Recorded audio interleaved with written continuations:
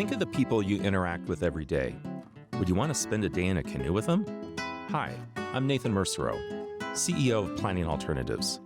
We're a disruptive brand in the financial planning space with a point of view that true wealth has nothing to do with money. Growing up in a small town in Canada, I experienced examples of families with money and without. It started me on this journey of understanding wealth and the idea that spending a day in a canoe with someone could be one of the best investments you could make. Join me as I sit down with leaders, entrepreneurs, creatives, rule breakers, and friends to discover their perspective of true wealth. And maybe you'll start to shift yours.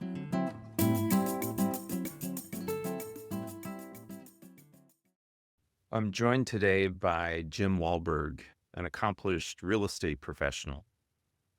Jim, it's been a pleasure to spend time with you at the various conferences we've attended, the Realm community. We seem to just hit it off when we meet each other. So I'm grateful for you to be here and the Day in a Canoe podcast. And I think for the benefit of listeners, you have a wealth of wisdom and a wealth of insight that comes from real life experiences. And you're also at a stage of life where I think that you're reflecting and a little contemplative about what is important in life as you look back. So I'm really looking forward to hearing your insights. So welcome, Jim. Thank you, Nathan. It's absolutely an honor to be hanging out in a canoe with you today. So I think a lot of people, as they go through life, they think, well, I've got to just hurry to the next appointment. I've got to get the next deal done. I've got to go, go, go, go, go. And I'd like your perspective on that. Is that a recipe that you would recommend people follow, or what's been your experience? Well, my experience, Nathan, is that was a recipe I followed. I was absolutely driven for decades in accumulation, in success, whatever that might look like. Real estate is a second career for me. My first career was starting an employee benefit company and growing that to be a large company and having Transamerica Corp give an unsolicited buyout and selling it to them in 1985. So my entrance into the world of real estate and how that changed my life started really in 1990. I was, I think, 42 or 43 years old and never dreamed how it would turn out. One of my beliefs is that change is almost impossible. That how change happens is because the option of not changing is unacceptable for that situation. I wish I was wiser. I wish I was smarter to have made significant changes voluntarily as opposed to them being thrust upon me because of arriving at several different crossroads in my life. I wish I was wiser and more mature. I'm not. In fact, my t-shirt says, "Be patient with me, I'm still under construction." In 2001, at 53, I was diagnosed with prostate cancer. I did not know what that meant. I knew nothing about it. The doctors were convinced it was a false positive because I was so young, and it ended up that it wasn't. So the first crossroads health-wise for me came in 2001 when I went in and had my prostate taken out. I didn't know what that meant. I wasn't quite sure what that path was going to be like. And it has been an incredible opportunity for me to be of service to men that are fearful of prostate cancer because of its impact on their sexuality.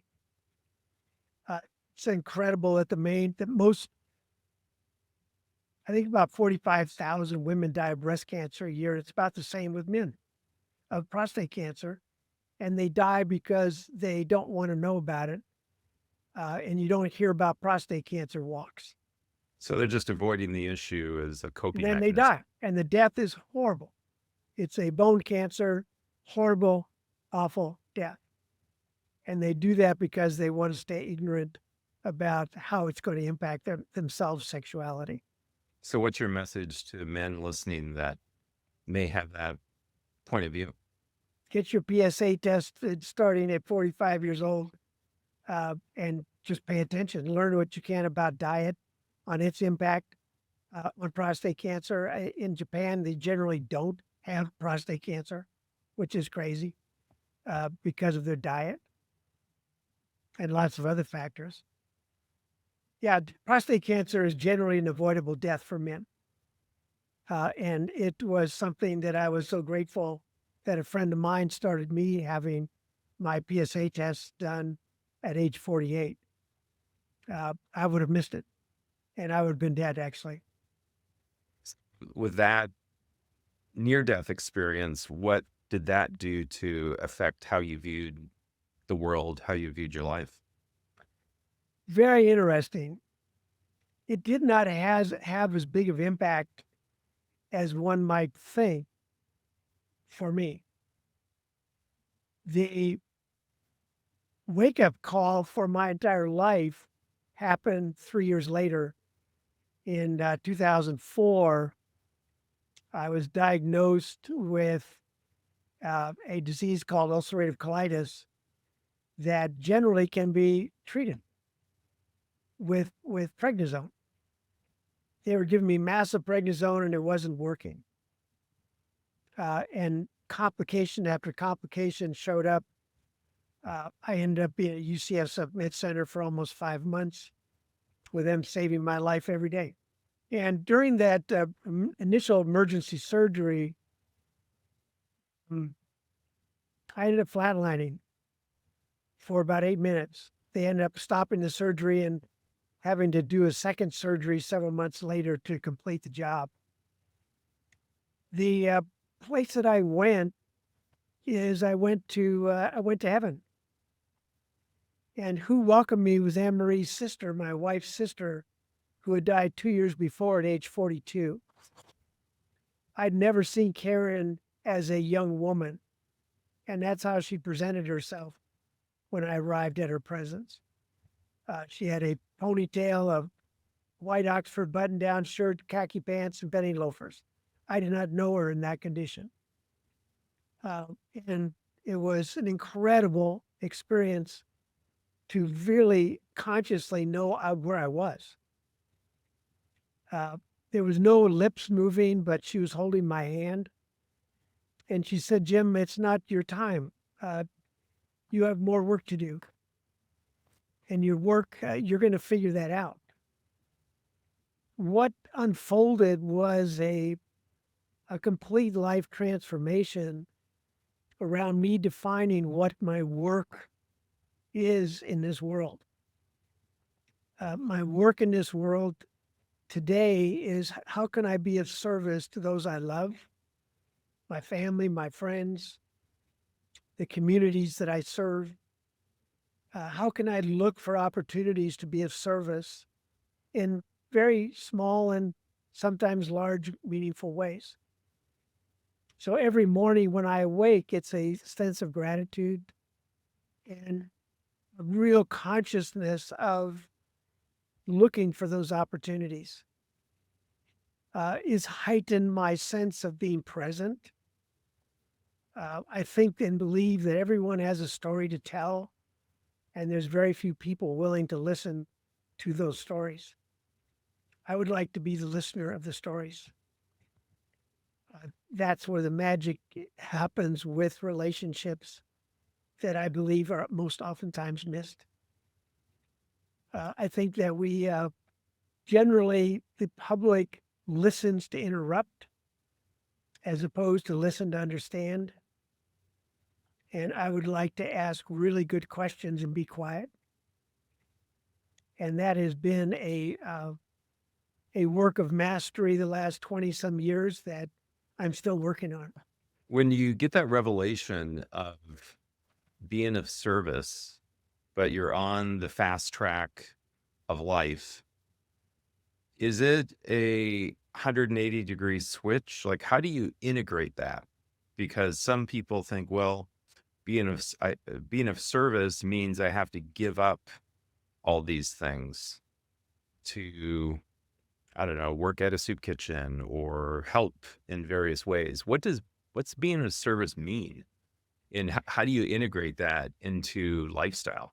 What I didn't realize about real estate is that it is a daily opportunity to be of service to families in one of the most critical decisions of their financial life, which they generally are making only every 10 or so years. The way that I've reframed my service is they may not realize it, but I am now going to be of service to them in ways that they may never expect. The secondary part of it is I look at my real estate practice as my entertainment. So I look at my job is to be of service. My entertainment is my real estate practice. So I haven't quit anything and joined soup kitchens.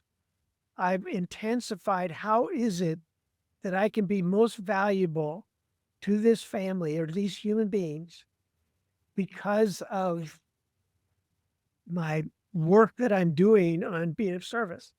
I'll give you an example. 2 weeks ago, we were in the living room of a family that we were referred to help them relocate from the Bay Area to a city outside of California. To do that is a major decision. So I look at my job is to dig to find out what is really going on and what's motivating them. And is this really the right time for them to do that? So my task in being of service in real estate is not to create a transaction, but to be a good advisor in having them make good decisions.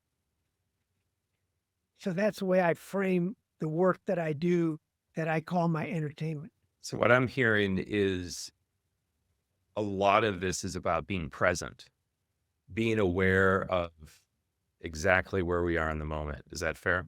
It is fair, but it gets deeper in that one needs to be able to understand the right questions to ask.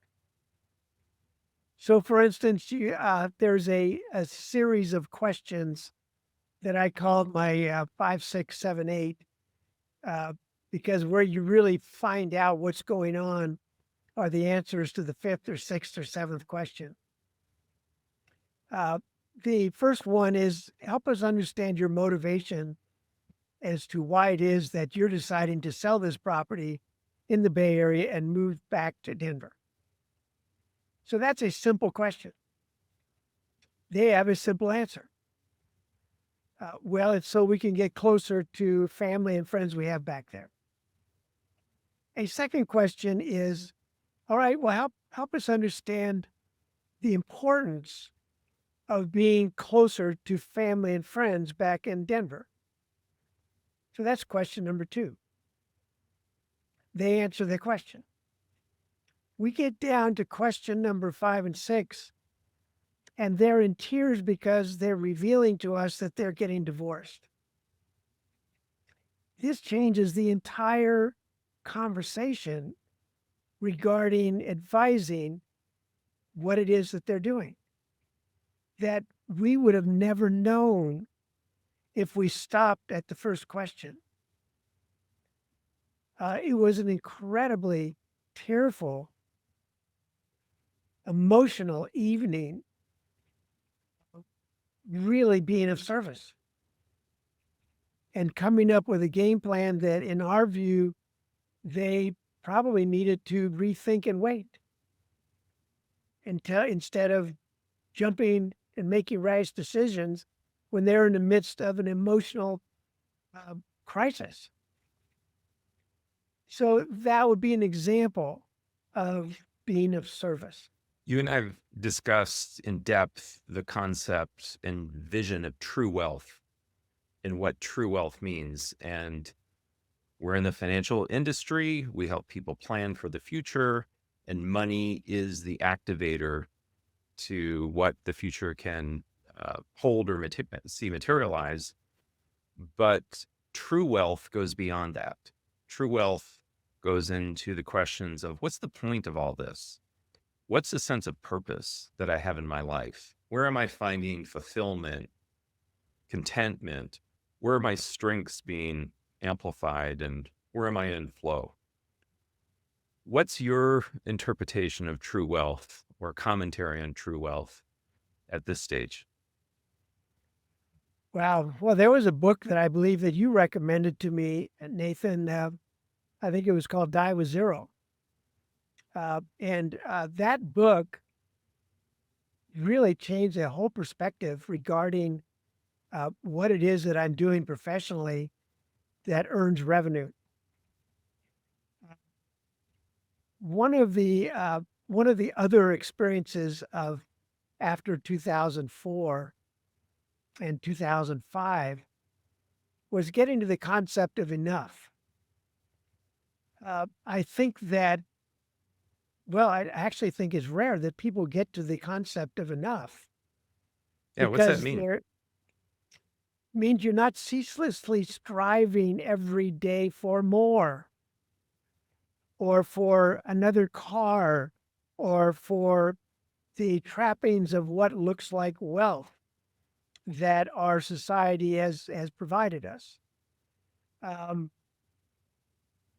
Anne-Marie and I are in a different spot on this topic. I would have no problem living on a sailboat. I would have no problem whatsoever. The simplicity of it is always very appealing to me. Anne-Marie is not there, so we don't live on a sailboat. But well, I'll tell you what decisions we have made. The home that we purchased 32 years ago to raise our family in is still our home. We've had the opportunity to buy any other home that we may want or think is attractive, but it makes no sense to us if we are in a state of enough. It's a house the kids grew up in. We still have all of our family gatherings here. We have made a decision that we're going to retire in this home. So the whole concept of enough, for me, eliminates the ceaselessly striving for more trappings of what society looks upon as success or wealth. Another book that we discussed is the book Wealth in Families. And you mentioned, Huge, important book to read. tell us about that. What was your experience with that book? Well, the one concrete thing about that came out from that book. So Anne-Marie and I have worked really hard to develop our own trust documents and our own succession planning for our family. And it was very interesting in that book, the author talking about how most often it's a mystery to the heirs as to what that looks like. So all of a sudden, Anne-Marie and I die, and it's chaos with our kids as to, okay, so they did all this planning, so now what do we do? As opposed to coming up with a actual family trust map and have that be part of our family discussions as to how that is going to work. We're going to do everything we can to not actually leave a lot of wealth for our kids because we would like to share every possible memory we can with them together, doing some really amazing things together as families. So they know that. So they're now giving us ideas on, gosh, why don't we do this year? And if it's in our wheelhouse, we're all in. So that was one of the concrete steps of creating a trust. And this is what I'm defining as, Nathan, a trust document map for the heirs to follow. That's excellent. That's what we do with family meetings, is help people identify what happens in the event of passing, or even before that, if there's declining health. How can the family see a scenario play out where everyone is contributing and aligned versus the event happens and people are just in reaction mode? So I think you're practicing exactly the best thing for your family by putting a spotlight on this. Yeah, and the consequences of doing that were outlined in that book, that the kids, our kids and their spouses, feel so empowered. Uh, they just are so grateful that, and hopefully they're using it as an example of planning that they need to also do. Jim, you're 10 days out of a serious hospital visit that you've had to undergo some getting some assistance. What's life mean to you now? What's life mean to you today? And what's most important?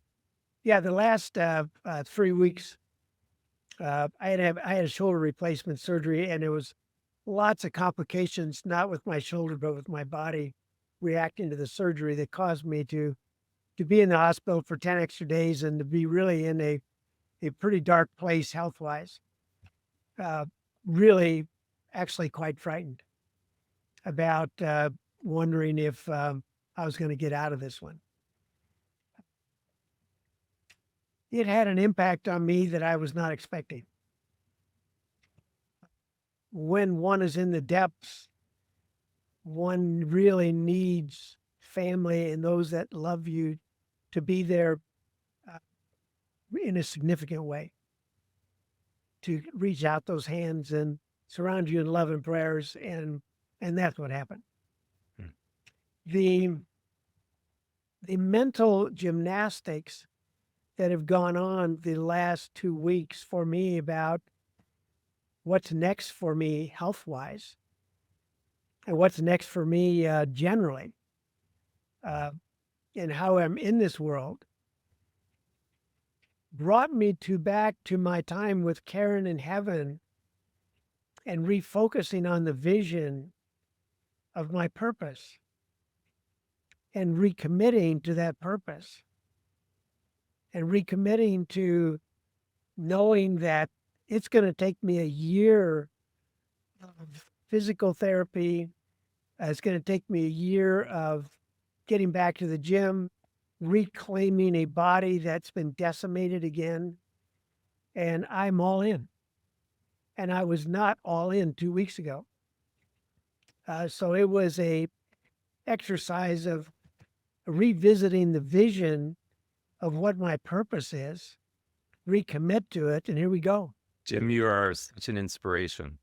And I know that all who know you and have been in contact with you have benefited from your attitude of service, and you have a strong community of fans. So I want to thank you for spending time with us in the metaphorical canoe today. Wish you all the best in your days ahead of recovery, and look forward to sharing more experiences down the road. I can't wait, Nathan. I'm so grateful for our friendship. Thanks for listening. If you enjoyed the show, please leave a review. To discover what wealth means to you, please take our assessment at planningalt.com.